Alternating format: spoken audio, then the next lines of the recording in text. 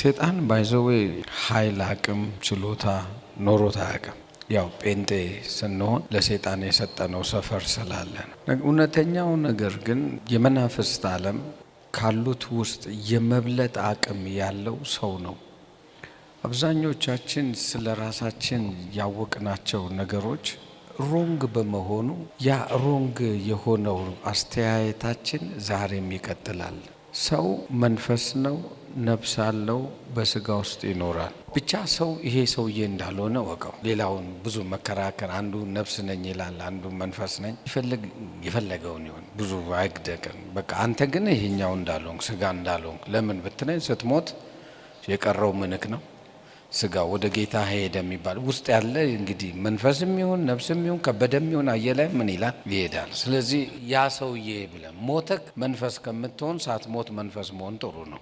ስለዚህ አሁን የምትደመረው ከመንፈሱ ዓለም ጋር ባለ የህይወት ስርዓት ነው። ሰይጣን መንፈስ ነው? መንፈስ አይደል? መንፈስ ነው። ልዩ ፍጥረት መንፈስ ነው? መንፈስ አይደል? መንፈስ ነው። ስለዚህ ከነኚህ ከመንፈስ ዓለም ውስጥ ከእግዚአብሔር በስተቀር አንተን የሚበልጥ የለም። አንተን የሚበልጥ የለም። መላእክቶች እንኳን አንተን አያሉ። ላሳየቅ መዝሙር 8 አውጣልኝ። ፍጥረት ይወላችሁ ፍጥረትን በሙሉ ያስገዛው ለሰው ነው። ስለ መልአክ ስታወራ መጽሐፍ ቅዱስ እንደዚህ አለ። ስለ መልአክ ያግዙና ያገለግሉ ዘንድ የሚላኩ መናፍስት አይደሉምን? አየ ማን ነው ታላቅ? የሚታገዝ ሰው ማለት እንዲያገለግሉ የተባሉ ናቸው። አገልጋይ ነው ትልቅ ወይንስ ጌታ ነው ትልቅ? እንግዲህ ላንተ ተውላለህ። የሚያገለግሉ ከሆነ ሌላኛው ከኤሉሂም የሚለው ቃል ከመላእክት ስለሚል እሱን እንቶ ወደ ጥሬ ቃሉ ስንመጣ ከኤሉሂም ኤሉሂም ማለት የመፍጠሪያ ስሙ እግዚአብሔር ነው። ስለዚህ ከኤሉሂም አሳነስከው ነው ያለው። አሁን ሰው ዝም ብሎ እንኳን ቢኖር ከጨቡዴ ይበልጣል። መጽሐፉ አይዋሽም። እሺ ከመጽሐፉ ወዴት እንሂድ? ሌላ ቦታ ሄደን ወይ ሌላ ነገር ብናመጣጡ ከመጽሐፉ ወዴት እንሂድ? መጽሐፉ የጻፈው ግን ለኛና ለትውልዳችን ከሆነ እግዚአብሔር የሚያስበውን እንይስቲ። እግዚአብሔር የሚያስበውን አሁን የኛ አቅም ችሎታ መረዳት ምንም ያህል ትንሽ ብትሆንም የሚደንቀው ነገር እግዚአብሔር ግን ለኛ ያስቀመጠው በጣም ትልቅ ነው። በሰው ልጅ ዛሬ ዓለም ላይ ጥበበኛ ነው ኃያል ነው ምንድነው የተባለ ሰው በመድራችን ላይ አይኪው በጣም ይሰራል ያልከው 0.1% ነው የተጠቀመው። ማለት ሌላ 99.9 የሆነ ካፓሲቲ አለው ሰው ራሱ ያንን አልጠቀመም። የሰው ልጅ ግን ጭንቅላት በአስተሳሰብ ይወሰናል። በአስተሳሰብ ይወሰናል። አሁን በደም ስማኝ። አስተሳሰብህን አይቶ ነው ጨቡዴ እንኳን ወደ አንተ የሚመጣው። አስተሳሰብህን አይቶ ለምሳሌ እንዲህ ብለም ይገርማል። እንዲህ ጠራራ ፀሐይ ሲሆን ጂኒዎች አሉ ይዙው ይላሉ። ከሰማክ በሚቀጥለው ቀን ጠራራ ፀሐይ ሲሆን አልወጣም። ለምን? ጂኒ ይዘኛል። ምን ጭንቅላትክ ተይዞ ቁጭ ይላል። ምንድነው? ጂኒ ይዘኛል። የሚከላወስ መንፈስ አለ ከ6 ሰዓት እስከ 8 ሰዓት። እሱ መንፈስ እንዳያገኝ ብራዘር ካገኘ ያጣምማል ምናምን ስለ ከዛን ልክ እንደሱ ሆነ ቁጭ ትላለ። ጭንቅላትክ ይያዛል። በሌላ ላሳይ። አፍሪካ ሀገር ያለው አጋንንት በተለይ ኢትዮጵያ ውስጥ ያለው አጋንንት ከድህነት ውስጥ እንደሚኖር ስለሚያውቅ በድህነት ልክ ነው የሚመጣው። ምክንያቱም የሚጠይቅህ ንፍሮ፣ ፈንዲሻ፣ ቆሎ ኢቭን ሲጠይቅ የሚጠይቅ ነገር መጀመሪያ ካልበላው የመጀመሪያ ቡና ላይ ተደፋ ካላረክ አተላ። ምክንያቱም ጠላ ይጠጣላ ህዝቡ በሙሉ። ስለዚህ ጠላ ስለሚጣ በአቅም ልክ ነው የሚመጣው። አቅምን አይቶ ቆስቲ አስበው። እንዲህ ቢልስ 50 ኪሎ ወርቅ ቢልህ ምን ትሆናል? ግደለኝ ከማለት ውጭ ምን ታረጋለህ? አየ አቅምን አይቶ ነው የሚመጣው። ማይንድህን ነው የሚጫወተው። አስተሳሰብህን ነው የሚጫወተው። ለምሳሌ ባዶ ቤት ስገባ መጋኛ ይመታል ብሎ ይነግራል። ከዛ በኋላ ባዶ ቤት ጧት ተነስተ በርገድ አድርገህ ስገባ ባዶ ቤት ይላል። ከዛ ተጣመተ ወጣል። ለምንድን ነው ስትል ጭንቅላትን ኦሬዲ መጋኛ መጥቶታል። አሁን በደም ስማኝ። ጨዋታው የሚጫወተው ማይንድህ ላይ ነው። ማይንድህ ግን ሲያውቅ ወይም አእምሮክ ሲያውቅ ይቀለዋል። ለምሳሌ ዳንኤል ጠራራ ፀሐይ ሲመታ ጂኒ ያገኛል ብትለኝ መጽሐፍ ቅዱስ እንደዚህ ከቀትር ጋኔል ከሚበር ፍላጻ ከክፉ መንፈስ ይጠብቁ ዘንድ መልአኩን ስላንተ ምን ይላል ያዛቸው። በቃ ጨረስኩ። ስለዚህ እኔ ደግሞ መልአክ አለኝ እላለሁ። ምን ይጠብቁ ዘንድ ያገለግሉ ዘንድ ያግዙ ዘንድ የሚላኩ። ስለዚህ ሊነካክ ሲመጣ አእምሮክ እንዴት ነው የተቀበለው? ይሄ በዚህ ብቻ አይደለም። አንድ ሰው ተነስቶ ቀትር ላይ ፀሐይ ላይ ስትሄድ መናፍስ እንዳይመታ የሚል ካላወቀ በቀትር ሄደ አልሄደ መናፍስቱ ይይዘዋል አይዘውም። ምክንያቱም መጀመሪያ አስተሳሰብክ መያዝ አለበት በሱ ሲስተም። ደግሜ ይላል። አለበለዚያ የምታየው ሰው በሙሉ ጂኒ ያለበት ልትል ነው። ጌታን ሳያቅ ጂኒ የሌለበት የለም አለ። ማን ጠበቀው? ማይንዱን አልሰጠም። አላየም? አንዳንድ ጊዜ መናፍስት የሚያመልኩ ቤተሰብ ውስጥ አንድ ልጅ ተነስቶ አቦዞር በሉ እዛ እኔ አላምንም ምናምን ግልብጥ ደፍቶ ምናምን አንድም ቀን ነክቶት ምን አይልም አያቅም። የሚንጀረጀረውንስ ቀጨም ነው የሚያደርገው። ለምንድን ነው የሚይዘው? መጀመሪያም ተይዟል። መዝሙር ምዕራፍ 8 ላይ በደንብ ተመልከቱ። አሁን የእግዚአብሔር ለኛ ያሰበውና ስልጣንን አቅምን ምናምን የመጠቀም ፕሮግራም ሲሆን አንብብልኝ ተመልከቱ። ታስበው ዘንድ ሰው ምንድን ነው? አሁን የሚጠይቁት መላእክቶች ናቸው። ታስበው ዘንድ ሰው ምንድን ነው? ቀጥሎ ያለው ትጎበኘው ዘንድ የሰው ልጅ ምንድን ነው? ስለ ሰው አሁን እኔ ብለክ ስትል ለምን ታሰብ ለምን ተጎበኘው ለሚለው ነገር መልሱን እዚህ ጋር ተመልከተው። ተመልከቱ። ይሄ መላእክት ይለዋል። አማርኛችን ያው ሃይማኖተኛ ስለሆነን ነው። ወደ ግሪኩም አምፕሊፋይም የፈለከው ወደ እንግሊዘኛው ስትሄድም የሚያመለክተው ሂብሩም ወርድ ከኤሉሂም ከፈጣሪ በትንሹ ምን አልከው? አሳነስከው። ቀጥሎ ያለውን ተመልከት። በክብርና በምስጋናው ዘውድ ምን አረከው? ከለልከው። አጠገብላለሁ እየሰማ ነው። ስለኔ ነው የሚያወራው በለው ነገር አንተ አምሰ ምስኪን ጭቁን የተጎዳ እዚህ መንግስት የሚያከላውሰው ሰው ግብር ያንከራተተው ሰው አሁን በደም አሳነስከው በክብር ዘውድ። ጮክ ብለ ድገመው። ድጋሚ በለው። በእጆች ስራ ሁሉ ላይ ሾምከው። ለካ ና የምትለው ነገር ከመምጣት ወደ ኋላ የሚልበት ምንም ምክንያት የለም። ሂድ ብትለው ከመሄድ ምንም ሊቆም የሚችል ነገር የለም። አሁን ይኸው ራስን እንደተቀበልከው ነው። ባዶ ቤት ስገባ ጂኒ ይነካኛል፣ ይነካል። ወይም ደግሞ የዘር ማንዘሬ የመናፍስት አሰራር እኛ ቤት አለ። ስለዚህ በ40 ዓመቴ ድፍት ያደርገኛል፣ ይደፋል። ለምን ብትል ሐሳብ ተደፍቷል። ሐሳብ ተደፍቷል። አይኖ ለጴንጤ እዚህ ተሰብስበን ምንለው ነገር ደስ የሚለን መጨፈርና በቃ አላ አይደል ዋጋለሁ፣ ጋደላለሁ፣ ደባደባለሁ። በቃ ስትደባደብ ስትዋጋ ዘመኔ ያልቃል። ለማን ብለህ ብራዘር ረፉ። እኔ ማምላክ እንደሆንኩ ወቁ። በቃ ምን አለ ርፍ ብትል ምን አስጨነቀ? አጠገብላል። እስቲ ታገል፣ ሰይፉ አትሁን በእግዚአብሔር በለው ነገር ውጣ። በቃ አሁን ወተክስቲኒ ማረፍ ትፈልግ የለ መውጣት ትፈልግ የለ። እግዚአብሔር ሐሳብ ዓለምክን ነው የሚጠቀመው። በምን መንገድ እንደማሳያችሁ ባይገባኝም ግን አንድ እውነት አለ። ማንም ሰው በክብር ዘውድ ተሸፍኗል። በእጁ ስራ ላይ ሁሉ ተሹሟል። ሰይ ባኪያቱ በእጁ ስራ ላይ ሁሉ ኦኬ። የእጁ ስራ ናቸው አይደሉም? መላእክቶች ፍጥረቶቹ ናቸው አይደሉም? ኦኬ ተመልከቱ። አሁን መጽሐፍ ቅዱስ የሚለውን እዩት። በእጆች ስራ ላይ ሁሉ ላይ ሾምኸው። ቀጥሎስ ሁሉንም ከእግሮቹ በታች ምን አለ? አስገዛለት። ማለት አንተ አይደለም የሆነ አካል አስገዝቶልሃል። ቀጥሎስ ሁሉንም ከእግሮቹ በታች አስገዛለት። በጎችንም ላሞችንም አሁን መጣ፣ ወደ ምድር ወረደልህ። በሰማይ ያሉት ሁሉ ተገዙልህ። አሁን ደግሞ በምድር ላይ ያሉትን አመጣ። በእጆች ስራ ካል ሰማይ ራሱ የምን ስራ ነው? የእጁ ስራ።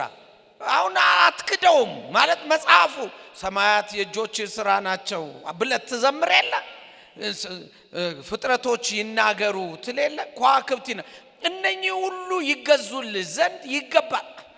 ሃሌሉያ። ራስ ምስኪን ሆነ አትታይ። ኧረ ተው ስለፈጠረ።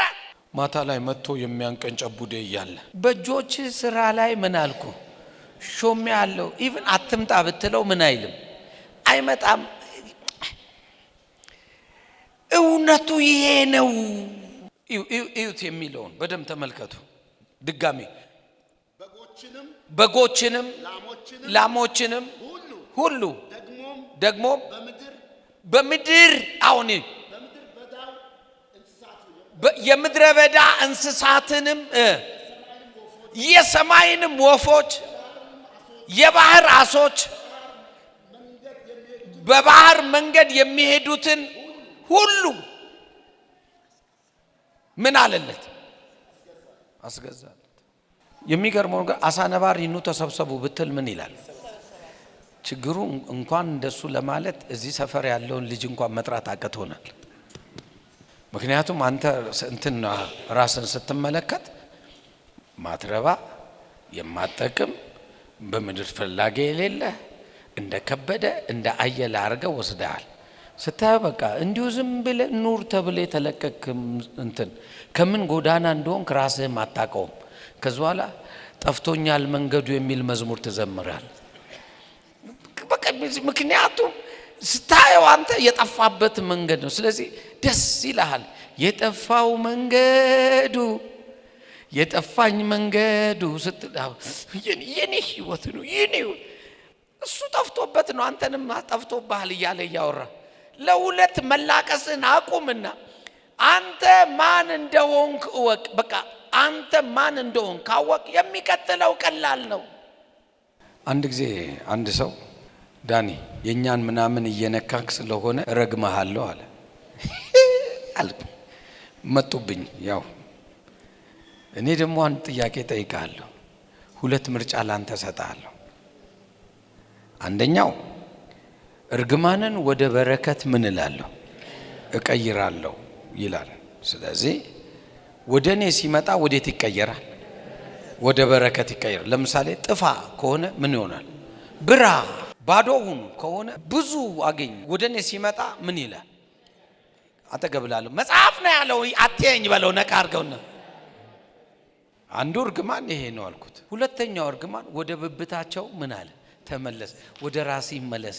እንግዲህ ምረጥ ከነዚህ ከሁለቱ አልኩት። አንተን ተባርኬ ከማይማ ሲል ጨርሰው ቃሉን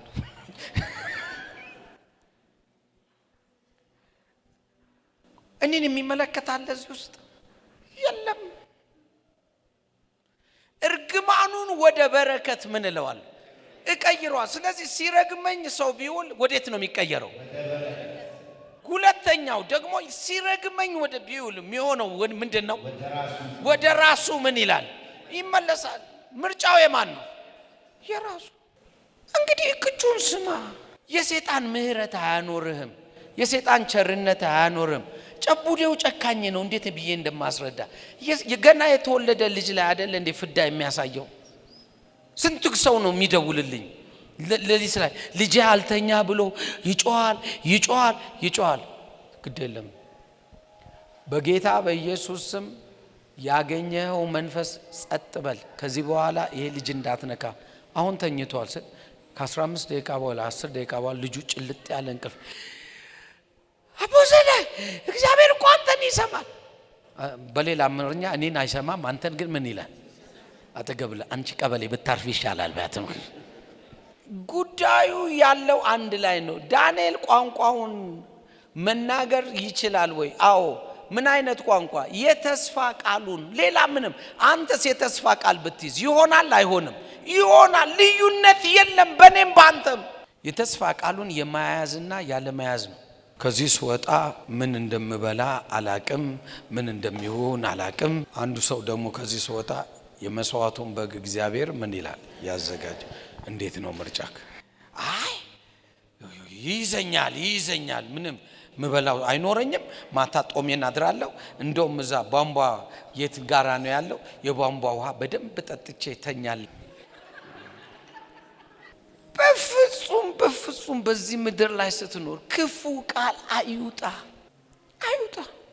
እግዚአብሔር ምን ይላል ያዘጋጃል በቃ አለቀ እጄን አንስተ ሁሉ ጊዜ አመሰግናለሁ በቃ ስለ የትኛውም ጉዳይ ቢሆን ምን እላለሁ አመሰግናለሁ እግዚአብሔር መሰዊያን ያዘጋጀው ለምስጋና እንዲሆን አይደል መሰዊያን ያዘጋጀው ምስጋና እንዲሆን አይደል እስቲ ስለ ያደረገው ነገር ማመስገን ጀምር እስቲ መዝሙር 91 እስቲ አንብብልኝ ከቁጥር 6 ጀምርልኝ እና ዛሬ ቀን ይለይልንና ወይ አማኙንን እንውጣ ወይ ካልሆነም እኮ በቃ የመጣውን ሁሉ አስተናግደ ኑር ፀሐይ ሲሆን ሃሌሉያ ብርድም ሲሆን ሃሌሉያ መመታት መፈንከትም ሲሆን እሰይልልልል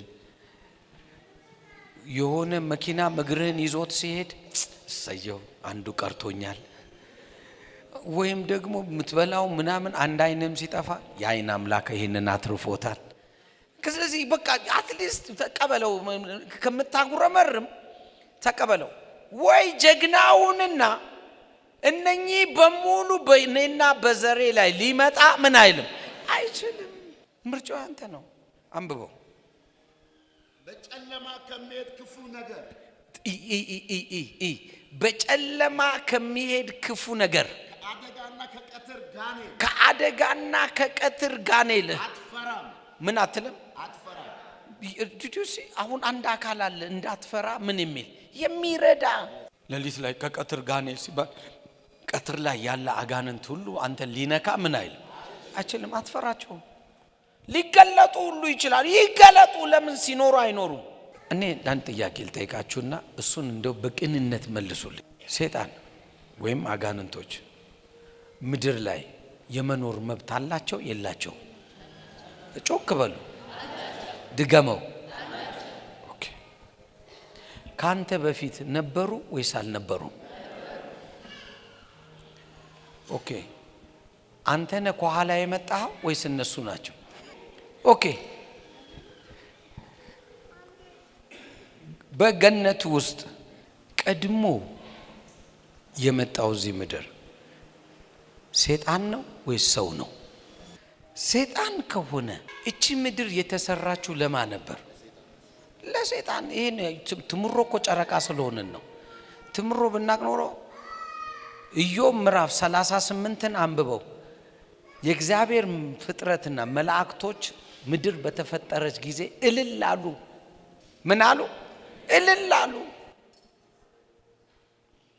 እግዚአብሔር ሰውን ፈጠረና ገነት ውስጥ ከተተው ማን ይቃወማል ማንም ገነት ውስጥ ጨቡዴ ነበረ ወይስ አልነበረ ነበረ ምድር ላይ ወደ ምድር ተጣለ ተብሎ ተጽፏል ስለዚህ ወደ ምድር ሲጣል ምድር ላይ የመኖር መብት አለው የለውም አለው አሁን ጴንጤ በደም ስማ እዛ ከተትኩት ምናምን አረኩት ሸቆርኩት ላይ ማተም መታውት ሲኦሉስ ከተትኩት አተገብላለሁ ተረተረ ድርሳነ ጴንጤ ነው በለው ነካርከው የለም ለዚህ ነው ተመልሶ መጥቶ እዚሁ ነው ባሰር ነው ቢሆን ኖሮ ምድር ሰላም በሆነች ነበር መብት አለው እዚህ ምድር የመኖር እኛ አሁንም ይመስለን መብቱን ያሳጣ ነው ማን መብቱን አሳጣው ኢቭን እንኳን ኢየሱስ እንኳን ሊያጠፋው አልቻለም በደንብ ስማኛ አስምረን ኢየሱስ ምን እንዳለ ታውቃለህ ወደዛ አሶር ወደ ተባለው ከተማ ሲገባ ያ ዳቢሎስ ያዘው ሰው ወረደ ከዛው አላ ምን አለው ልታጠፋን መጣህን ጊዜያችን ምን ሳይደርስ ኢየሱስ አጠፋቸው አላጠፋ ከሱ ለቃችሁ ምን በሉ ሄዱ ወደ እሪያዎች ስደደናሉ ንብረታችንን ጋር ወደ ተራራም ወጡ ይላል እሪያዎቹንም ይዘው ወደ ባህር ምን አሉ ገቡ ያ ማለት ሚኖረው ባህር ውስጥ ነው እንዳትለኝ አቁም ብዙ የሰውኛ ድርሳነ ጴንጤዎች መከራችንን አሳይተውን ነው